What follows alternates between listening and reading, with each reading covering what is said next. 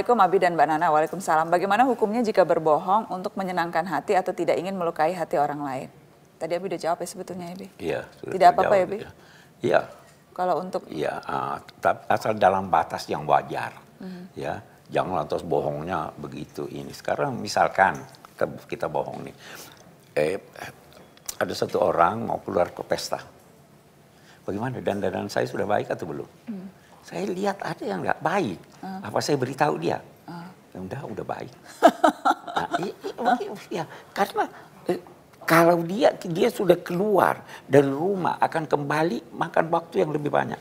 Kalau dia sudah keluar, lantas saya sampaikan bahwa tidak baik, dia akan keluar dengan perasaan tidak pede. Biasanya istri-istri tuh nanya ke suaminya. Iya, ketahuilah bahwa tidak ada salah suami kalau masih mau menegur keburukan dan dandan istrinya setelah dia berada di mobil atau di sini. Oh, jadi kalau udah di mobil jangan. Jangan. Kalau masih di rumah. Dengerin di.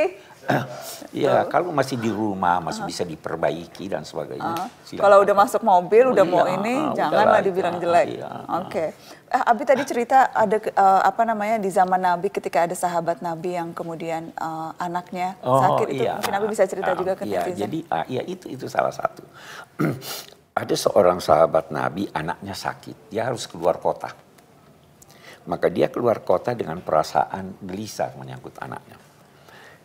Setelah keberangkatannya anaknya meninggal. Maka ketika sang suami datang, istri ini adalah seorang yang sangat bijak. Sang suami bertanya pada istrinya, bagaimana keadaan anak kita? Dia jawab, huwa ahsanu ma yakun. Dia dalam keadaan yang setenang-tenangnya. Si suami menduga bahwa dia sudah sembuh, dia sudah tenang dan lain sebagainya. Sebenarnya sang istri ingin mengatakan dengan ucapannya itu bahwa dia sudah meninggal dan dia sudah dalam keadaan tenang di alam sana. Nah, jadi suami menganggap istrinya bohong. Istri bermaksud menenangkan suaminya, walaupun dia menganggap itu bohong, tapi sebenarnya niatnya bukan berkata berbohong. Nah itu salah satu cara yang diajarkan agama. Gitu. Jadi waktu itu zaman Nabi. Nabi kemudian apakah? Iya, ini sang suami pergi melapor pada Nabi, istri saya begini dan begini dan begini. Maka Nabi berkata, kita doakan kamu mendapat anak yang lebih baik, yang lebih ini dan benar mendapat anak yang.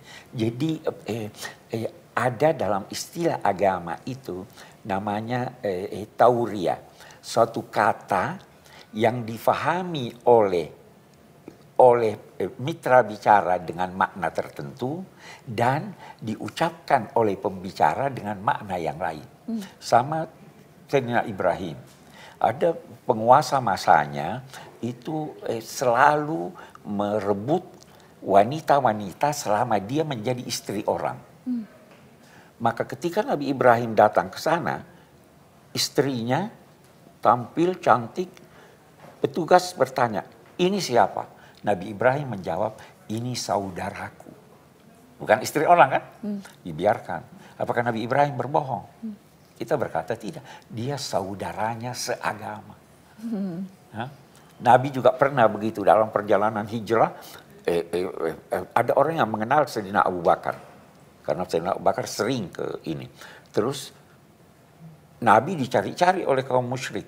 Terus ada satu orang bertanya, ini siapa? Sayyidina Abu Bakar menjawab, ini penunjuk jalanku.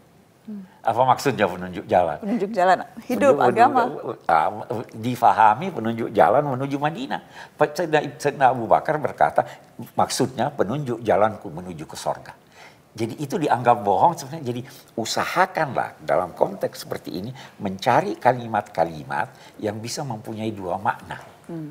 Sehingga tidak dinilai oleh Tuhan berbohong karena niat Anda tidak ingin berbohong. Tapi situasi-situasinya juga harus yang sedemikian rupa sehingga bisa dipahami alasannya mengucapkan sesuatu yang punya makna yang berbeda. Makna yang berbeda. Ya, betul. Oke.